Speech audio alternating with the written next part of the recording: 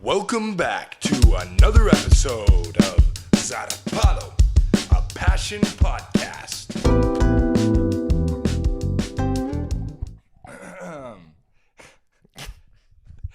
All right. I'm your host, Hagen Javier, live to you from Santiago de Chile with my roommate and new best friend, Lucas Quinn. Lucas, say hey. Hola.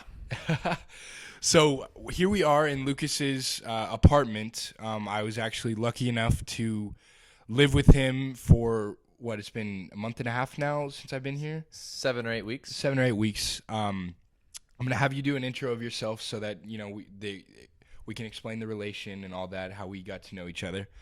So actually, let's take it from there. Lucas, introduce yourself, your full name, where you're from. Mm-hmm. You got an interesting story. So you do your introduction of yourself, and then finish with how we know each other now. Perfect. So my name's Lucas Ogi Quinn Krarup. Lucas Ogi Quinn Krarup. I'm from Valdivia. That's 900 kilometers south from here, Santiago. Okay. Same city as Antonia. Yep. Grew up together, same school. Shout out to Antonia. I'm 24 years old. I am a journalist. I work in Mega Noticias here in Chile, which is one of the big news channels of the country. The difference, from the States is that we don't have many news channels per state like you guys do. This is just 4 or 5 main channels in the country. Yeah. I work at one of them, but I do the night shift. He's going to be famous. That's why we got you on here for right now. For the future. Yep. I work from 11 o'clock at night till 8 in the morning. So after this, I'll get ready and go to work. Yep. I'm the youngest of 4 brothers. Shout out to my family too. My brothers, my sisters, my in-laws, and my 4 brothers. My nieces. Or 4 siblings. 4 siblings. Yeah, in Spanish you'd say cuatro hermanos. Yeah. Okay. Hagen will correct me in the expressions. The reason I know English is because both my mom and my dad are from the States, both from California. The main difference is that my dad was born and raised there, went to school, and came to Chile when he was around 40 years old, ish. And my mom was born there and came back to Chile when she was 7 or 8 years old, because my grandfather on my mother's side, he won a scholarship for 10 years to go work and study in the States. And between that time period, my mom was born. Wow. So we grew up in an English-Spanish household. My dad, whenever he would walk in the room, we'd probably switch to English. That way he could understand. But if we wanted to get away with something, we'd probably just keep speaking Spanish. Yep. That's my introduction and how I know Hagen, because it's just a small world. My friend, his girlfriend, Antonia. My girlfriend is also named Antonia, but we both have girlfriends named Antonia. Exactly. But we're talking great name, right? Absolutely great. Beautiful name. But we're talking about your Antonia, Antonia Aldunate. We were schoolmates. I'm 2 years older than she is. But we saw each other in recess. We had friends in common. And throughout our college experience, we've become good friends because we both live here in Santiago. And one day, almost last year, we lived together. But she started living with her friends that she lives now. Yeah. And a few months ago, and this is about 7, 8 or 9 weeks ago, she says, "Hey, Lucas, I met this guy. He's a gringo like you. And we met in Argentina, and he's going to come live here in Chile. And I wanted to ask if he can live with you." And I said, "Sure, why not?" Yeah. Without even meeting him. Without even knowing. And we could have met each other before, but I got sick. Remember? The Lollapalooza weekend. Yeah. Oh, yeah. But we didn't. I was sick.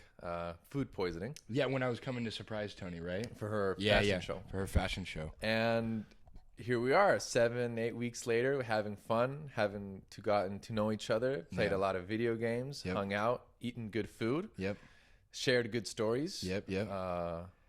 And it's been a wonderful time having you here because for the people who are listening, I've lived by myself for the last 2 years. I lived at a pension with 1 roommate, with 3 roommates. Then I went back home because of the pandemic. Yeah. And then when I came back to finish school, I started living by myself. Yeah. So Hagen is the first roommate I've had in 2 years. And yes, sir. He left the bar up. I'm not gonna lie. Hey, what can I say? Yeah, my pops told me how to be respectful of any place you're living in. So really clean guy, really good cook too. Gracias. Yeah, but Lucas, I'm so happy we got to do this. When we first met, I was like, "Hey, dude, you want to be on my podcast?" And you're like, "Yeah, but after a little while, so we can get to know each other. Because just the profile that I was given of you, you know, works on TV, you know, your family, you're, you know, dual citizen from the States and Chile. I was like, this guy, I don't even know him yet, and I need to have him on. But I can truly say that as getting to know you, your story is incredible, man. Gracias. And so, and honestly, very, you know, I met Tony randomly, not in the same way, but similarly to how your dad met your mom. Mm-hmm. And that's why it's so, like, really interesting to me. I tell so many people about your story. So do you think that you could share the story of how your parents met? And then we'll get back onto you. No problem. It sets a scene for who you are, you know, and the unique life. So in a general point of view, like I told the story to you, my parents, like I said, both from California, at least both born there, but they met here in Chile, in Valdivia specifically. The story that I always heard was that my dad, when he was around 40 years old, he came to Chile for the adventure. And my family and my dad's side, hunting and fishing and, you know, going on trips of hunting and fishing, these type of things, has always been common.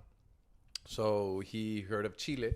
He said it's a great tourist place. And you see it today in the news. In Chile, you got the desert, you got the Patagonia, you got Torres del Paine, you got thousands of kilometers of coastline. So for a person who likes the outdoors, it's heaven. Yeah.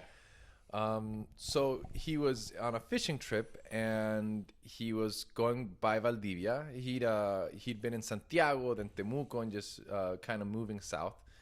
And if I'm not mistaken, he had a problem with his boat. Mm-hmm. And in that time being, my mom ran a boat mechanical shop where you can, in a general point of view, it was more than that, but you know, you can understand with that. And, when my dad got here, they told him the only person who could help you with English and your boat is this lady, and that was my mom. Yeah. And according to him, when he got to the shop, it was love at first sight. Yeah. So, and after he stayed in Valdivia, and surprisingly enough, his boat broke down many, many times. Yeah. And they kept seeing each other, and after a year and a half, they got married, and the rest is history. That's amazing, man. So that's just like you said with Tony, just that first meet, and you know, it just like a snowball, it just keeps getting bigger and better, and things keep aligning. That it's like, okay, this works. Yeah, this works, and boom, you find yourself with a family and talented kids. 25 years later, man, that's exactly. So, just who can fix my boat? This lady can. Yeah. She was the only person who spoke English and worked in that type of thing, and here we are 25 years later. Amazing. You know, and something about that story which I always loved so much was passion brought your dad to Chile to fish, correct? To be in the outdoors. And work and life experience and travel, like you are. Exactly, you know, but one thing about that is, you know, being out there on the boats, being out there, all that is following passion. And when I first heard that story, I was like, I mean, this guy was born from passion. So I think that's where I want to use as a transition now to go back to you. What is it? And keep in mind, there's no limit to how many things you could be passionate about. So what are some of the things that you're passionate about, Lucas? Mainly, there's a few things. What are my passions? One has always been basketball, sports in general, but I always played basketball. Never professionally, but it made me who I am today. Mm-hmm. It got me out of my shell. I considered myself as a kid, that's hasta octavo básico. That's like before high school. Yeah. What would you call that in the States? That's like a teenager or before high school? Before high school. Like a adolescent or something like that, yeah. Kind of shy. Yeah. And in seventh going to eighth grade, I got invited to play basketball because 1.93 m. I think that's 6'2" or 6'3" in English. Yeah. I never understood that. Yep. With the feet and foot. Yep. Well, I never understood it the way you guys did. the metric system. Yeah. So I was really tall and big for my age, and a coach saw me and said, "Hey, you should come play basketball at this little summer camp." And I never wanted to, but my mom said, "You got invited. Yeah. At least go once. Just give it a shot. If you don't like it, I'll go pick you up. We'll come back." Of course, I loved it. Mm-hmm. So that's one of my passions, sports and basketball in specific, because I believe sports can turn you into a better person when you learn about teamwork, effort, working hard, being disciplined, doing what you need to do to achieve your goal. So I like those type of things. Passions in general, I really like helping people. That's one of the reasons why I studied journalism, because I feel that especially today with everything that's social media and platforms, you can do a lot of wonderful things if you communicate good information or general information in a right way and make that information get to people, because something so simple as a schedule or an election can sometimes have trouble getting out there. So if that's I really like my job and what I do. And also it goes a little bit with also hobbies. I really like reading. I think reading is a wonderful thing you can do. It's a mix of fantasy and stories and transporting yourself to something wonderful, even from a Harry Potter book or a Percy Jackson book, which are my favorite. Or a cooking book. You can always learn something from there. And of course, a little bit like you, the outdoors. I really like camping, fishing, like I said, with my dad, going on hikes, walking, climbing. I'm learning how to climb. And all those type of things with the outdoor. I was lucky enough, just like you came to Chile for a few months. I once went to Vermont on a work and travel to a ski resort, and just the snow and the trees, and Vermont, such a beautiful place in the States. There's so much more from the States that I need to learn, places I need to visit, but nature and the outdoors are also part of my passions, because we grew up with my dad hiking, fishing. Valdivia, for the people that are listening also, if you Google Valdivia, you'll see it's a beautiful place, a lot of coast. It's a coastal city, a lot of lakes and rivers, and the city around the coastline, a lot of good culture, really rich in culture, a lot of green spots, parks, national parks, jardines botánicos, botanical gardens. And a lot of really good food, and it's a really beautiful place. So if you have the chance, Google Valdivia. I've had the opportunity to go there one time, and we're only there for a couple of days, but just the nature, man, is off the charts. It's amazing. So, to kind of dive into some of the things that you said, I know basketball has been a big part of your life. And when we first met, you shared a little bit about how basketball made you kind of the man that you are. And one thing that I remember, correct me if I'm wrong, but I mean, it probably wasn't easy being, gringo, growing up in a very rural part of Chile, and one thing you said was, it doesn't matter who you are when you step on the court. It's all about how you're playing. So talk about a little bit about how that kind of shaped you into who you are and kind of made you feel more comfortable. So growing up, in my head lived in a little bit of a bubble, because I went to a German school. I just moved around from school to my house, and that was my reality. But when it comes to sports, and like you said, sport doesn't discriminate. When you step on the court, it doesn't matter what's the color of your skin, where are you from, what school you go to. Basketball is basketball. It's can you play or can you not play? Exactly. So that shaped me in a way that so it broke down stereotypes that you have as a young kid, because those type of stereotypes when you're 13 or 14, you learn them just from what you see, what you hear, what you read. And they create your reality. As you grow up, you see like, oh, maybe that's not so true, or maybe that is true. But at the end of the day, stereotypes are there, and you choose to believe them or not, or to break them down. So basketball really shaped me into getting to know people, to not, I know it's a cliche, but to not judge a book by its cover. And especially in sports, your game, so to speak, speaks for you. If you can live up to the hype, if you say, I'm going to beat you, you're like, okay, let's do it. Let's play ball. You better beat him, because you said you're going to. It doesn't matter. Or at least try your hardest. It doesn't matter how you look or what shoes you're wearing. If you can play, respect. So that's really the beauty of sports. And it shaped me personally, because as I was big and heavy for my age, I always practiced with the kids my age, 13, 14. But then I practiced with 16, 17-year-olds, which are almost adults and teenagers, and, past puberty and big guys. And so you learn to defend yourself and stand up, because they treated me like a 13-year-old, but I had to win their respect.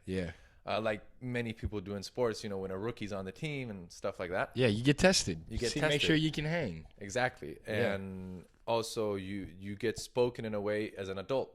My coach, when I was in the sub 13 team, he'd speak to us like 13-year-olds, like a coach would. But when you're in the 17-year-old team, they speak to you as an adult. If you mess up, you're gonna get yelled at. If you do good, you're gonna get congratulated. So I got yelled at a lot, but it shaped me into who I am today, because you learn how to receive criticism. Many times you get yelled at, and as a kid, many times after practice I cried. But that cry, when you cry of anger, like it's because you want to be better. Exactly. Jinx. And best friends. Living together for 8 weeks. We know each other. But going back to basketball, it made me patient. It made me humble. It made me understand that we all live different realities, that we didn't all grow up the same. We have different opinions, but we can all leave that aside and enjoy basketball together. And if you see that from a further point of view, you can see that with everything, that Zarpado passion. And our passions can bring us together. For example, you study communication, I study journalism. I'm really enjoying doing this podcast because I say this is part of journalism, and I love communicating, and this is fun. The same with basketball, and basketball made me grow up in a way but in a good way, like not harsh, but it said like, okay, like I have responsibilities. I'm part of a team. I have a schedule. I need to, in Spanish say cumplir. I need to put my part in. I need to be responsible. I need to be there for my team and communicate. If I'm not feeling good, guys, today's not a good day, and they'll cheer you up. Most of my days, you would have a bad day in school, but you get to basketball practice and what bad day? You're just moving the body, working together with people. You sweat, you have fun, and you play ball, and at the end of the day, it wasn't a bad day. So it makes you also, in retrospective, just say like, it wasn't that bad. I had a bad day. Tomorrow will be better. But that's the beauty of sports and basketball, especially that, because it also gave me attitude in a way that I said, I got to start defending myself. Because when we traveled to play basketball to different cities, there was parents who were yelling at you, other teammates threaten you, I'm going to punch you outside. And sometimes, at the beginning, I'd get scared. Especially being 13 with these 17-year-olds, man. That's incredible. And there's always the insults and your mom, your sister, and those of course stupid insults. But as a 13-year-old, 14-year-old, they're like, oh, I'm scared. But then they say like, hey, stand up for yourself. And the beauty of it was that in practice, sometimes I felt that these weren't my teammates, but like you say in English, when shit hit the fan, they had my back. And that's loyalty. That's a team. And although sometimes we didn't get along in practice, but I know they were always going to protect me if anything were to happen. Come to shove. Man, one thing that kind of from all of that you just shared, one thing that I kind of realized hasn't really been a theme or happened yet on the show, which is somebody talking about allowing their passion to develop who they are as a character. And that's a beautiful thing right there. That's going to be something that we can, clip to be able to show people like, hey, you can develop who you are and who you want to be just by following your passion. And that's amazing. And it made me meet a lot of new people because, again, I'm from Valdivia. Now I live in Santiago for the last 6 years. And basketball, again, Chile is a small country if you compare it to the States. In the States, you have regionals, nationals, state finals, and it just keeps getting bigger and bigger. So you might not know, you're from California. You might never meet another basketball player from New York if you don't make it to the national championship. But here in Chile, you do. For example, you meet everybody. So if there's a tournament and people from Santiago will come, people from Punta Arenas will come. Punta Arenas is in the extreme south of Chile. Antofagasta is the border in the north with Peru and Bolivia. So when I got to Santiago, also a little cultural comment, Santiago is mainly where everybody comes to study. Santiago is the capital. Most of the good schools are here, and job opportunities.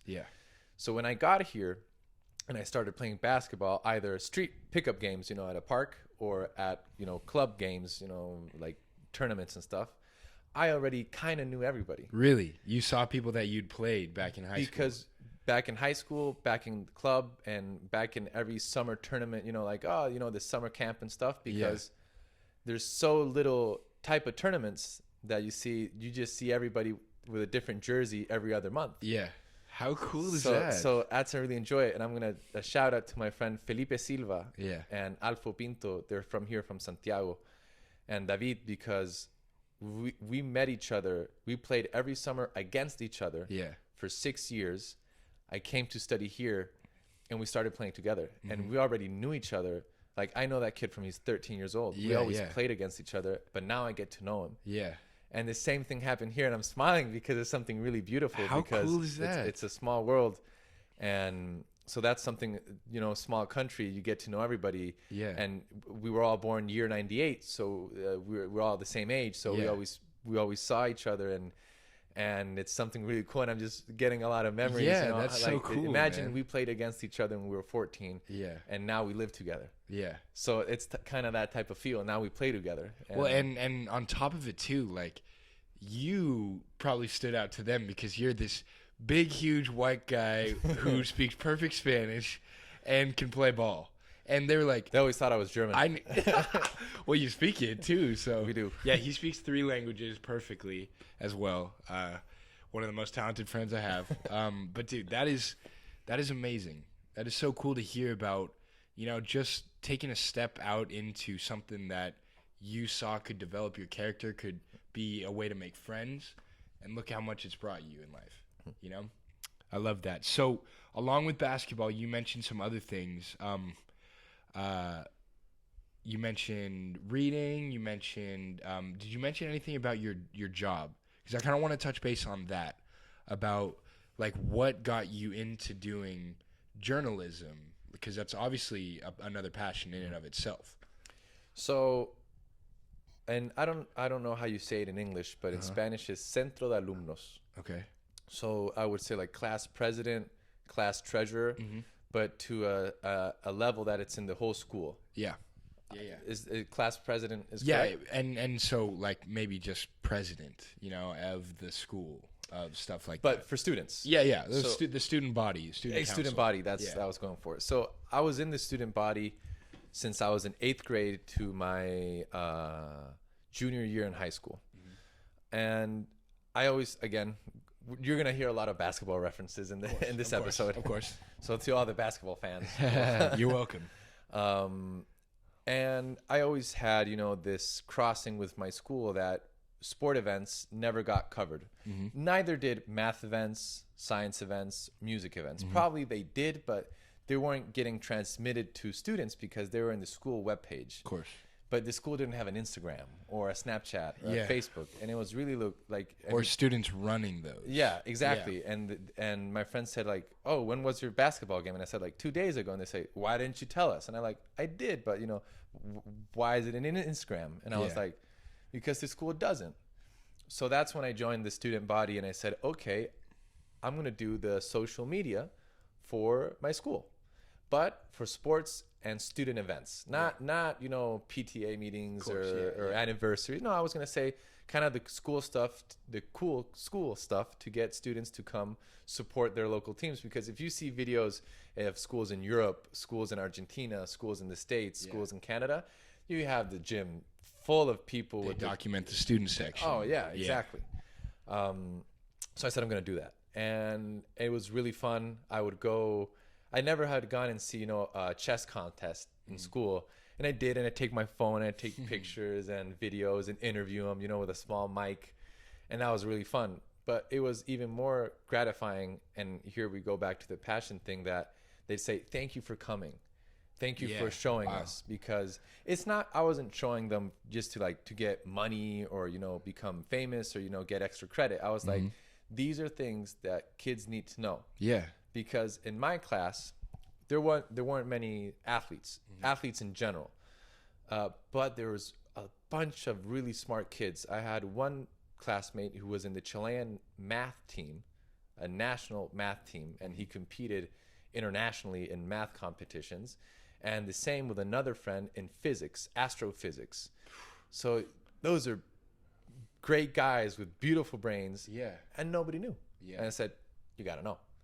Well, look at that, man. And, look at that. And that was fun. And then some fundraisings, because I remember there was this story about a kid who got burned.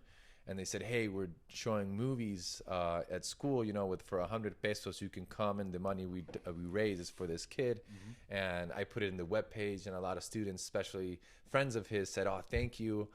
We actually got more kids. And I said, there's something beautiful about communicating and moving people to do something through communication. Yeah. It's really just about giving people the option to hear about these things. Exactly. And then from if you like it, great. If you don't, you still knew. But giving them the option to do that. That's why I think it's amazing what you did. And we progressed, because at first it was just pictures, and then videos, and then with hashtags, and then funny lines, and then we had joke of the week, where you could send your joke and we'd publish it. Of course, if it was PG-13 type of joke. And I bet some really good ones slid under the radar. Oh, there were some really good ones. We can't say these here, but when did I know that it was becoming part of the community? Mm-hmm. When teachers started pitching in, and teachers, adults in this case, you know, because you're a teenager, said, good job. Hey, can you put this on the webpage? And teachers started sending in their jokes, and you'd be like, okay, this is making an impact to a small community, which is some waves out here. My school. And then I started going to basketball games, volleyball games, soccer games, track and field tournaments, math, chess, music, because also my school had a lot of great musicians, a lot of rowers. Valdivia is a big rowing town, but those were already activities outside of school, which I said, okay, I got to document this as well, because there's still this girl today, Antonia Liva, that world champ in rowing in her age category. And she's from Bolivia. She's from Bolivia. And well, she was in school with her brother, which is a rowing family, won everything. And they weren't in the webpage. Or if they were, nobody was seeing it. Yeah. And I said, oh no, people need to know this. And then there was a kid that did downhill biking. Yeah. And then there was kids that were doing all these type of things outside of talented kids. And I said, okay, I got to try. And you just got to go around and cover that. I tried. Of course, yeah. But it was fun. And that's why, fast forwarding now to 2023, I'm a journalist. And I work at Mega. It's the night shift. It's a hard shift. But I do enjoy what I do, because I get to communicate and give some news in the morning. First, it was nerve-wracking, but you kind of get used to it. Get in the groove. The camera scares you. Yeah, I'll be honest. At the beginning, I thought it was going to be really easy, but it's not. Yeah. But it's not. But it's fun. Today, I enjoy it. I'm passionate about it. I still don't know if I'm going to do this for the rest of my life, but today at 24, you don't need to. Yeah. I enjoy it. I have fun with it. And the same thing with basketball. I've seen people from my school, from different schools. I meet people, other journalists and victims of all these things that happen at night, or people who are passionate, people who want to get a message out. And it's people, and you can never get tired of people, because I know you're a big fan of The Office. Yep. And I know just a little. And for all the Office fans and not Office fans out there, like there's a quote that I really like, that I think we saw the episode a few days ago, from Steve Carell. Yeah. People are business, and people never go out of business. Yeah. Oh, yeah. So that was it. And that's really true. I know it's a comedy show and it's funny and all, but it was like, that's true. If you do business with people, you might never go out of business, because people will always be here. So that's journalism for me. You know, just people will be here until they're not. Exactly. And if they're not, you're not. So that's why you'll have things to do, people to meet, stories to share, you know. And I'm sure, like the podcast, of course, my friend. Which really, it stood out to me as you were saying. All you wanted to do was recognize these people that are doing these amazing things in your community, and I'm doing the same exact thing with this podcast. With the only travels. difference, exactly, and my community that I see is just the amazing people that I meet around the world, and. So I want to use what you said right there to kind of lead us into the next segment, Zarpado momentos. I'm sure in all of those all of the interviews you've had, all of the people that you've gotten the chance to cover, you've had some Zarpado momentos. So feel free. Let's take about 15, 20 minutes or so to share what it is that you have. So I'll start with a basketball one. Okay. I have many Zarpado moments. Once again, Zarpado, great word. But there's one specifically which I don't think everybody gets doing sports. You see it especially in the NBA. There's always buzzer beaters and these great moments. But as a player, you don't. As a sport, you see a lot. But as a player, or in soccer and volleyball, it's, you don't.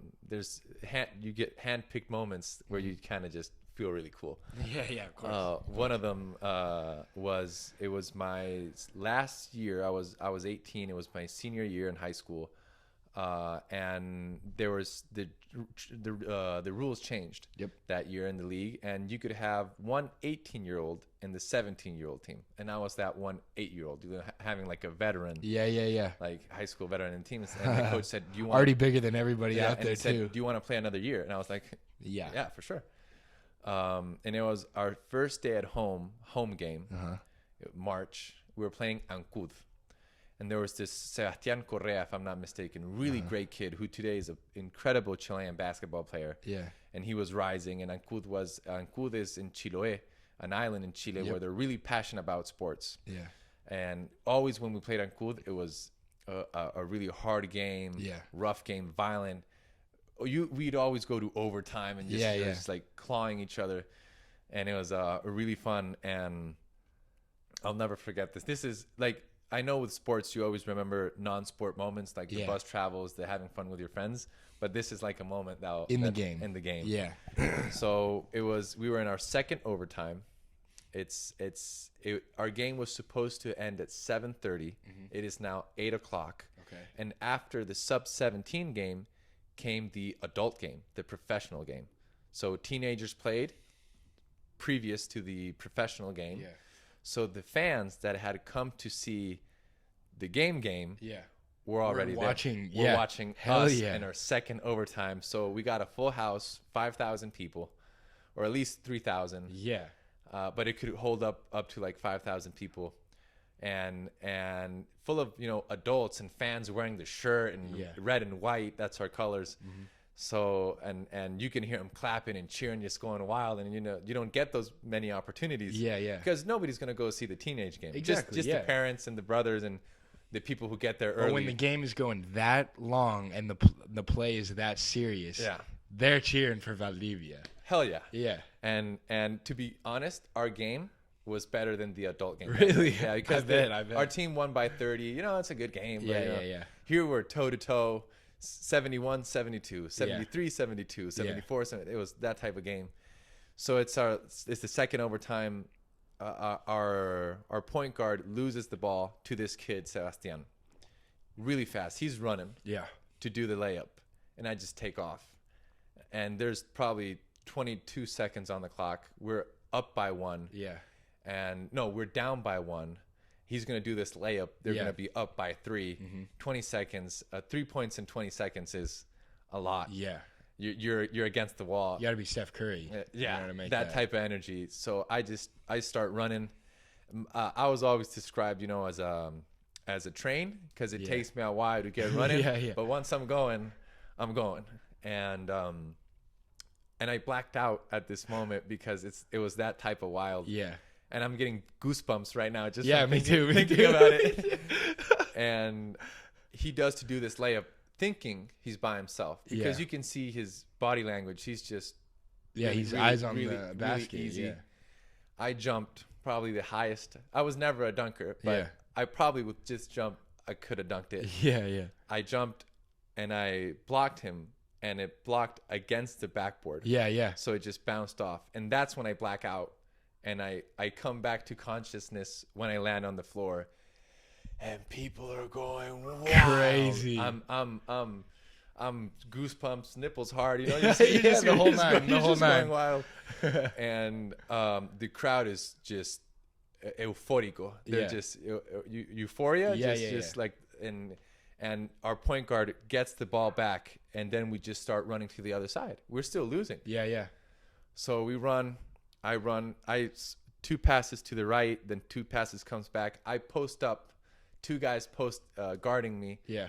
I don't know how. This was luck, and a little bit of talent. Yeah. Come on, put some respect on your name. And I'm a right-handed player, but with my left hand, I do a hook. It goes against the backboard. It toilet bowls, and it goes in, and you win, and we win. Oh my gosh, that is incredible! I was always coast to coast with a block, and I went wild. And my dad was. I saw my dad just going. My dad's a really calm guy, kind of cool dude. But my mom, my grandma, they were all wild. My brother was taking off his shirt. That is amazing. And with the whole crowd, with all of them. You know, like in the Disney movies when everybody runs through the middle and hugs the guy? I was that guy. You were the guy. And I've never had. You were Air Bud. I was Air Bud. I'm blonde too. So, and in general, through my sports, career, you could say, there was really little moments of buzzer beaters or where we just jump and hug a guy. Yeah. And I was lucky enough to be the main character, so to speak. Absolutely. In one of those moments. And that was our first game. What a way to start the season. Dude. What is Zarpado moment? That was, and it just goosebumps. And to any people who do sports and have had a moment like that in your sport, you understand that I know teamwork and all that, it's really important, but having a moment like that. That's your moment. That's exactly. That's my moment. And that's a really, really fun moment, and I just traveled back 6 years and just relived the moment. Dude, you gave that experience to all of us listening, and that was amazing. And then again, the adult game started, we stayed for that game, and everybody that from my circle said your game was better. Double overtime, buzzer beater, that block, and all my teammates, we all played really good. We really came as a team. Yeah. So everybody did points, everybody did good defense. We rotated. It was a really collective game. Yeah. And so it was a really fun day. Textbook game. That's like when people say on social media that's basketball. Yeah. That's basketball. That's basketball. That was fun. Man, that is so amazing. Not only to imagine that, but to feel that about how. Because I played sports my whole life, and I know those moments that they're your moment, and to be able to see the reaction of your teammates and your family being so proud of you for that. That's just, it doesn't get much better than that, man. That was really fun. And I don't remember many other moments, or you kind of forget with time because you just keep on living, but that's something you can say that was fun. Yeah. That was fun. Yeah, man. That was definitely un momento zarpado. So let's see. I want to hear one more Zarpado momento, and then we'll break into the last segment of the show. Perfect. But what else do you got? I actually did a small list. I answered your questions. Yeah. Yep. There's many moments in my life that I'd enjoy, many Zarpado moments, especially with my brothers, my sisters, my friends. Mm-hmm. But which I could say and we could speak all afternoon. Of course. Yeah. But there's a more recent Zarpado moment, which is, again, more mine than collective, which I said that I worked in Vermont for a few months. Yes. So I never did many snow sports growing up. We lived more in the coast than we did in the mountains. But I said to myself, this was 2020 going into 2021. Yeah. A friend of mine, Ruben, was going for his second time to Vermont. And he said, Lucas, you should do it. You even have the passport. You don't have to get a visa, no agency to help you get a job. Just send an email to this guy, Wesley, who was then my boss. Ask if you want to work and go. Come with us. Yeah. And I was like, nervous and like, COVID and all this and that. Yeah. And I said, you know what? Screw it. I'm going. Yeah. So I sent the email and said, okay, come on over. Funny thing was that United States closed its borders to all these type of working visas and, the J1 visa. But I could go into the country because I had a passport. Absolutely. So I said, my friends are not going. Screw it. I'll go. I'm still going. I'm still going by myself to Vermont. which is not California. Yeah, LA, yeah. After I got there, oh, this is Vermont. A really rural, not rural, but really nature, not big city type of place. Yeah. You're like, I left this from Valdivia. I wanted to get something, but I'm already here. Yeah. And it was a hell of an experience to get there, especially traveling, with a mask and COVID and the protocols and stuff. Absolutely. So fast forward, I met a pal named Taylor, who is now going to be the dad of a baby girl. Wonderful. So, shout out to Taylor. Shout out to Taylor. And his wife and his family and his dog Red. And they always said, oh no, here you get great powder days and the snow and the weather. And my trip was finishing up and I still hadn't had a powder day or, like a fun snow day. Yeah. But somebody heard me. The universe decided to. When Taylor and I didn't have to work that day, we had a powder day. Yeah. This moment is not as goosebumpy as probably the other. Yeah, of course. That's hard to top. But it's hard to top. But when I speak of it, and I speak it in a more gentle way because that's how I see it. We cruised all day from 9 a.m. to probably 4 or 5 p.m.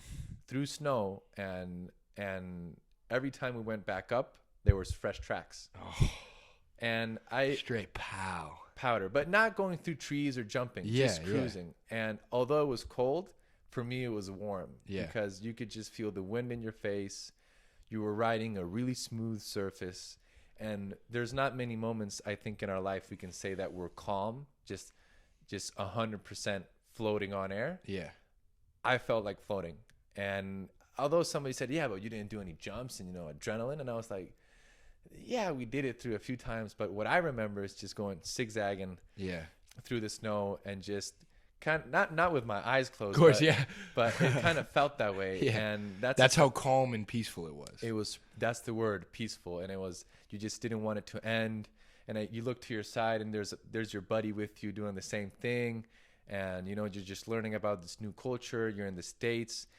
You forget about COVID, you forget about grades, you forget about even your friends and family. You're just right there by yourself on a white surface, floating on it. And in the moment. Yeah. And you just wake up from it and you do it again. Yeah. And that was a really fun day and I remember perfectly, and I told you this, that also same day we had corn dogs. Yeah. Oh, which is your favorite? So being from Chile and shout out to the States, I love corn dogs. That's probably one of the best USA snacks that you can have. Oh my gosh, man. With some ketchup and mustard. Yep. Great.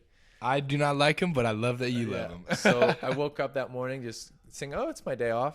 Had a beautiful day. And that's the word I use, a beautiful day.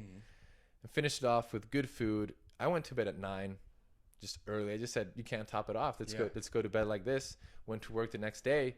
And I just remember that sometimes, when I'm stressed, I also think of that moment. Yeah.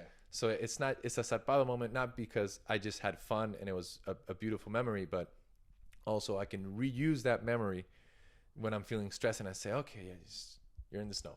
Use it to help you. And I know my life hasn't been surrounded by snow, but that's the beauty of nature. Like we said before, that it can make you feel these type of things. It's for people when you go hiking or camping or swimming or surfing, those moments that you connect with the outdoors.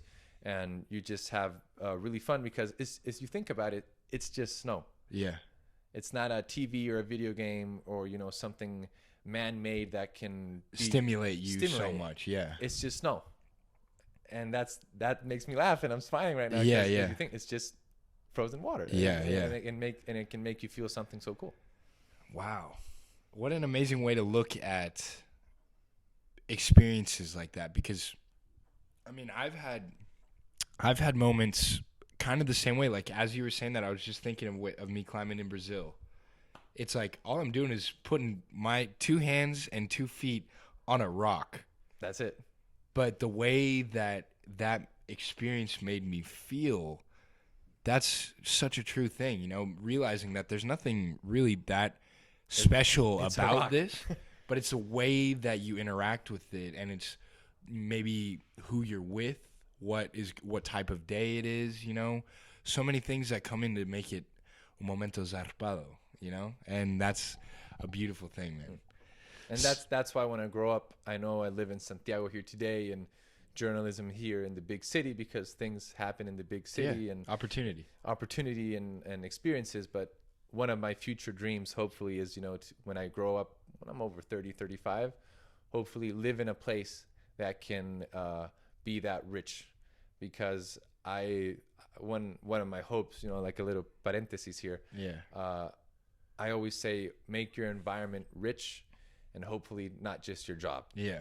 And if you can live in a place, and again, I think of Valdivia or Vermont, and I think that's why I had so much fun in both places, because in Valdivia you have lakes, ocean, beaches, and river, and mountains. Yeah. And that's a big enough backyard to do for a lifetime. Yeah. And here, Santiago, big cities, probably LA and New York and Texas and Chicago in the States are really fun. Yeah. You have a lot of multicultural food, entertainment, bars, theater, parties, parks. For example, in Valdivia, we don't have the parks that we have here in Santiago where you can play pickup basketball and stuff like that. Yeah.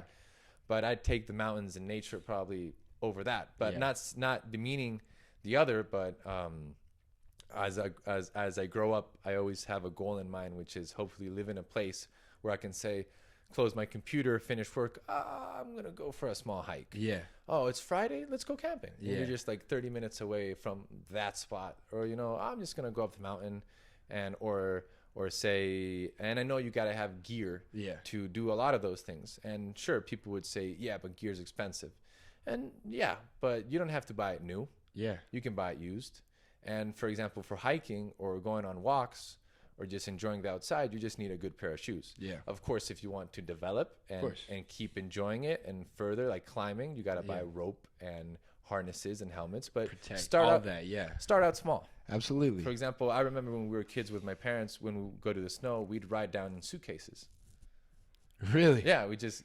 My dad had these metal suitcases. We'd open them. He didn't use them anymore, and we just slid down. So look at that. So you just start out small. Resourceful. Yeah. MacGyver. Yeah. MacGyver.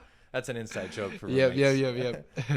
Yep. So you just start out small and see if you like it, because I think today in our society, you say like, oh, I want to do a podcast. I'm going to buy the best gear. No. Yeah.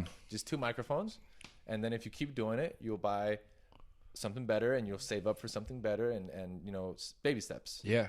The first 6 months of the podcast, I used the phone in between 2 people, and we had to be this close to the phone to talk. This close? Yeah, that close. Settle down now. So. But Antonias. Yeah. But that's exactly it, man. When there's something you want to do, and there's a right way to do it, or sorry, let me back up. There's a way to do it very well. But you just got to start by doing it. Yeah. And whatever it is that you want to do, whether that's be in the outdoors, be on TV, have a podcast, it all started from somewhere, like you with the journalism, where all you want to do is start recognizing these people, And all I wanted to do with this was share amazing stories from amazing people. And you don't know where it can take you, I mean, I'm sure when you started that stuff back in Valdivia, you didn't think you'd be on one of the biggest news channels in Santiago. Never. Every day on the news. If I can go back 10 years and say to my 15-year-old self, hey, you're going to be on TV? Yeah. At a 15-year, I would have started laughing. Yeah. I would have said, I'm just doing a Facebook page. Not even Instagram. Back then it was Facebook. You're doing it. Look at that, man. So I actually never thought about it that way. Yeah. And that motivated me to study journalism. And yeah, here we are today. I to be honest, I wanted to be a cook. I always said to my mom, hey, my second option was cook. Yeah. And probably my third option was psychology. Okay. I know I was never good at math, so I just chose more humanitarian schools. But yeah, it can start baby steps, And things change to line you up to where you're at. The point is just go out, do what you love. With what you have. With what you have. Do what you love with what you have. Surround yourself with good people and, and that passion. And in Spanish, you say, tírate a la piscina. Mm-hmm. Jump in the pool. Yeah. Don't get your toe wet. Yeah. Jump in the pool. Jump in. And with measurement. And, people say, hey, I'm going to go jump on an airplane. Oh, yeah, take a parachute. Right? Yeah. But in stuff like this, with your passions, Zarpado, jump in the pool. Yeah. we could talk for hours about Zarpado, momentos, places we've visited, things we've learned from people. But I guess there's just one more thing I want to ask you. What advice do you have from all the things that you've learned, from all the places you've been, from the people you've met, and the life experiences you've had? What advice can you give to anybody who's listening to our interview right now? Like in a life advice or in general advice? Yeah, a life advice. Whether that be going out and achieving your passions, falling into who it is you're supposed to be, or wanting to start something, but maybe are a little bit afraid. Question. It is, and if you need to think on it, take a second. But this is how I like to finish each episode, especially one that has been as electric as this one. What from what you shared can you give to the people listening? So my friends close to me will know, especially with my brother. Yeah. Shout out to my brother. My brother, he has a better name than I do. His name is Joseph Bradley. Joseph Bradley. Joe Brad. So doesn't get more American than that. Yeah, but he's my best friend, and we really shared many Zarpado moments with each other. We support each other. We love each other. With all my siblings, I'm really close. But with my brother, we have a really short age gap. Yeah. And with my brother, we always say one day at a time. Yeah. And it goes back to with your passion. That's one of the advice I would say. Just because for example, you had a bad day today doesn't mean it's going to be a bad day tomorrow. Yeah. Especially with my line of work, I've learned how to embrace that, because one day in the morning I could be talking about let's say a car crash, and I might have expressed myself wrong. I might have said the wrong words. I wasn't energetic. I had a bad day. Yeah. But because of the way my work is, the next day I get to do it all over again from scratch.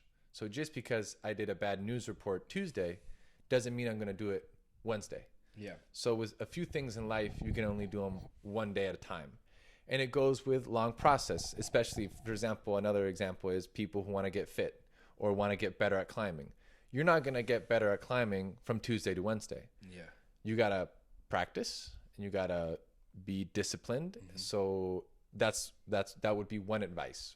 Just take some challenges one day at a time. Yeah. Because when I started working here, I got really frustrated and really mad. And I even thought of quitting because I said, I suck at this.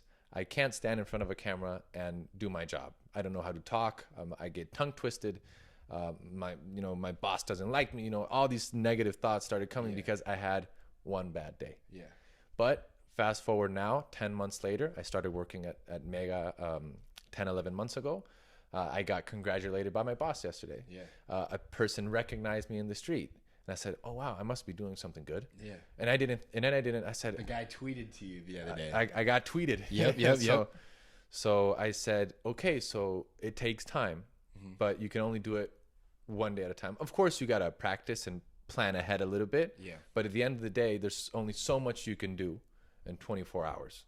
So one day at a time, be disciplined and be patient, and go all with that. And I know, and also it might be a little cliche, but try to enjoy the process. Yeah. Because That's huge, the same thing as before. I got frustrated and I lost the beauty of my job. And I actually thought about when I was a kid, I said, I just remember when you had fun interviewing people and doing what you did, and it's easy to get sidetracked or just get lost in the mist because you one becomes an adult and you think you have responsibilities, and of course you have bills to pay and things to do. But I think if you enjoy your job or you enjoy what you do, or not even if it is your job, your hobbies or your passions, everything will be all right. Just because you do it one day at a time. Like the same way it guides you into being the person you want to be, it's going to give you it's going to open doors. Yeah. It's going to open doors for your life. And the second advice in general, ask for help. Yeah. Huge. Today, I think that one is embarrassed for asking for help. And people think that asking for help can be just like, oh, can you put a light bulb? Or more extreme events like, I have depression, can you help me? Yeah. You can ask help for anything. Yeah. Anywhere. It's a skill, man. Like, hey, taste this. Is I don't know, are these scrambled egg goods? Yeah. Good?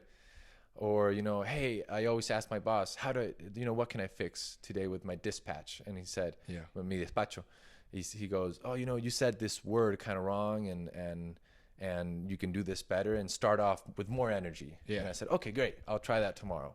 And Muy buenos días. Soy Lucas. Muy buenos días. Estamos acá. So it's just ask for help. Yeah. And take in that criticism. And I always say this, keep the good, learn from the bad, ignore the toxic. Yeah.